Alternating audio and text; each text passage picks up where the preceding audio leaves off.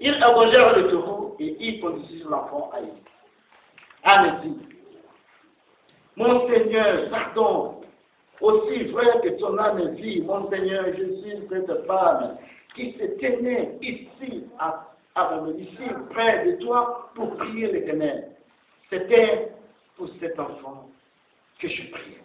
Et l'Éternel a exaucé la prière que je lui adressée. Ainsi, je veux le prêter à l'Éternel. Il sera toute sa vie prêté à l'Éternel. Et il se prosternera là devant l'Éternel. Père, je te rends grâce. Nous voulons te bénir encore une fois de plus. Merci. Merci pour tout esprit qui est là, Seigneur de gloire, qui n'est pas de toi. Seigneur de gloire, qui va recevoir cela. Merci pour le tonnerre. Merci pour le vent. Merci pour la tempête. Merci pour les éclairs. Merci pour les ouragans. Merci pour la pluie pour cet après-midi. Merci parce que nous sommes là pour faire honte à l'ennemi et à ses anges. Merci, nous sommes là pour transformer nos vies par rapport à cette puissance transformatrice. Nous sommes là, Seigneur de gloire, pour cette parole qui a la solution à chaque problème. Merci, nous sommes là encore une fois de plus pour nous éclairer par ta lumière inaccessible, pour que personne ne puisse résister. Et qui va s'incorporer dans chaque âme. Et nous allons rentrer à la maison avec cette lumière pour transformer cette vie, pour transformer nos vies. Il va y avoir le Dieu qui nous donne la bénédiction. Nous sommes à la dernière fois, Seigneur de gloire. Parlez-nous cet après-midi. C'est notre prière que nous téléphone à ton trône au nom de Jésus. Amen. Amen. Frère, pour ne pas tarder, cet homme qui s'appelait Elkanah avait deux femmes. Tu sais, la plupart des temps chez nous au pays, les femmes parfois on les appelle des bijoux. Ça dépend des MPN. Chez nous, quand tu as troisième femme, trois femmes, quatre femmes, oui, j'ai quatre numéros. Donc tu es vraiment partagé, tu ne sais pas ce que tu fais exactement. Et cet homme avait ce problème. La première femme qui s'appelait Pénina, celle-là a donné à Elkanah. Mais par contre, Anne, non, même pas. Et la plupart du temps, quand on est stérile, on pense que c'est ça fait les hommes. On est en train de chercher les marabouts, les solutions aux médecins, on est en train de chercher, de paniquer. Le vrai problème, la plupart du temps, c'est Dieu lui-même qui bloque ces femmes. Et cet homme qui s'appelait Elkanah, elle a tout mélangé sa vie, c'est qu'un peu de Pénina chaque fois et un peu d'Anne aussi de temps en temps. C'est comme toi et moi aussi, qu'on a mélangé cette vie aussi. Un peu de Dieu, la plupart du temps, un peu du monde. Un peu de monde, un peu de Dieu. Et on a en fait dans notre vie un mélange incroyable et que nous ne pouvons pas imaginer. Et imaginez à quel moment cette Bible a été, ce passage de Samuel qui a été écrit depuis peut-être le 5e ou 10e siècle avant que Jésus-Christ naisse. Et Elkanah a fait les choses exactement comme nous faisons aujourd'hui. La plupart du temps, même là où nous travaillons, nous avons double chose, on ne connaît pas exactement qui nous sommes. Et on cache les compétitions, on cache le nom, on cache la maturité, on cache la famille, on cache beaucoup de choses. On ne sait pas pourquoi. Et je ne sais pas pourquoi cet homme avait des femmes. C'est-à-dire que pour nous servir des femmes. Toute la Bible est là pour nous servir des femmes. Un peu de Pénina, un peu de Anne. La vie, mes frères et sœurs, ne peut pas être un mélange. La vie, c'est la pureté. C'est comme de l'eau. Si tu mélanges ta vie, tu attires le mal. Tu attires les tombes. Tu attires les difficultés. Dieu est un Dieu de sincérité, est un Dieu de pureté.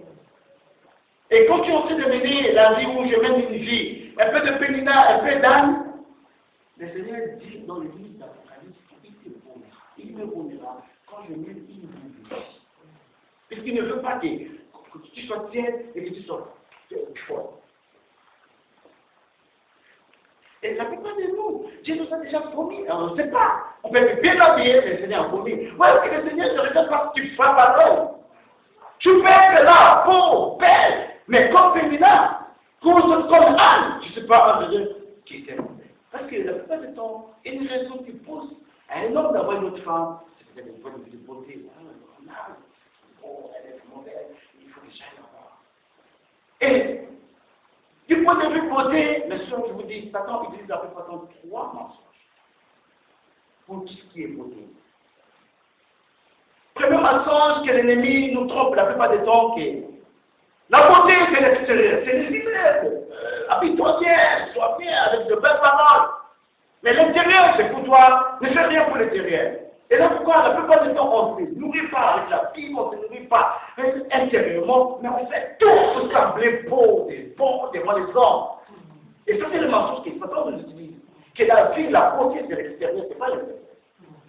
Et on va faire toute notre vie pour acheter des produits, pour paraître belle. Ouais, la plupart des temps, mais pourquoi ça? Parce que nous voulons apparaître toujours jeter devant nous.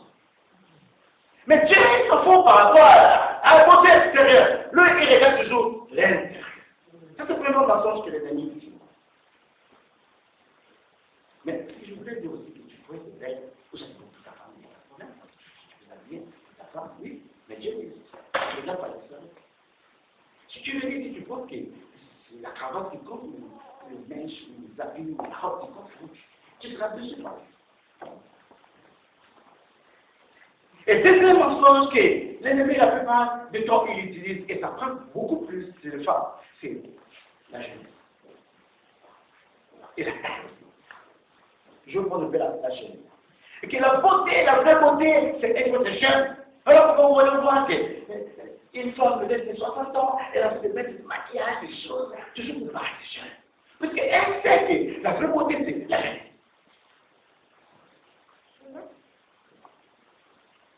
Et troisième mensonge que l'ennemi utilise de la plupart des temps dans la jeunesse, c'est la taille. C'est le troisième mensonge de l'ennemi. Ah, c'est tous les femmes, ah moi, j'aimerais toujours épouser un homme qui est plus 1m80, tout ça, c'est la taille, tu vois. Les hommes courts, en tout cas, nous, on ne s'accepte pas. Ah, moi, les hommes courts, je vais aller avec eux. Oui. La plupart de c'est le rêve des femmes, 1m80, pour nous, c'est idéal, tu vois. C'est ça qui compte dans ma vie. Mais je vous dis la vérité, quand tu vas un jour épouser la beauté, tu seras la première ou le premier à être déçu. Parce qu'on ne pousse pas. La vraie beauté, Amen. C'est ça qu'on veut pousser. Et une femme de 65 ans, elle avait plein de rides dans son visage. Et dans ses mains, plein de rides. Et une fois cette femme, elle prêchait comme un enfant. Et le jour de son anniversaire, son enfant vient, oh maman, j'ai acheté des pommades, tu sais, pour faire un peu de massage, de kiné, pour enlever un peu ces rides-là, tu vois dans le main, il faut que tu masses un peu, pour que le main puisse revenir comme jeune fille, tout ça, tu es ma mère, je t'aime beaucoup. La femme là a pris le produit là, elle dit, je n'utiliserai pas le produit pour me rajeunir ou pour me mais les rides là, c'est ça qui fait ma beauté. Quand je prends ces mêmes rides, je ne verrai l'Éternel ne regardera pas les rides, mais il regardera le cœur. Ne fais pas tout pour enlever les rides. Ce qui est naturel est toujours meilleur par rapport à ce qui est artificiel. Et que ce soit tes yeux, et que ce soit ta tête, et que ce soit ta bouche, ou les dents, ou les pieds, tout ce qui est naturel est plus grand et plus beau que tout ce qui est artificiel. La plupart de nous avons déjà enlevé peut-être les yeux, ou le visage, ou les cheveux, ou ce que Dieu t'a donné. Mais quand tu enlèves, tu ne sais pas que tu peux enlever les bénédictions que Dieu t'a données. La vraie beauté, c'est le cœur. Le cœur qui régit. Ce matin, est-ce que tu es comme quelqu'un qui a une vie de vie? On va parler un peu de ces deux femmes. De Pénina d'abord. Ici, on parle de Pénina. Cette femme, elle avait des enfants. Et cette femme avait une arme puissante.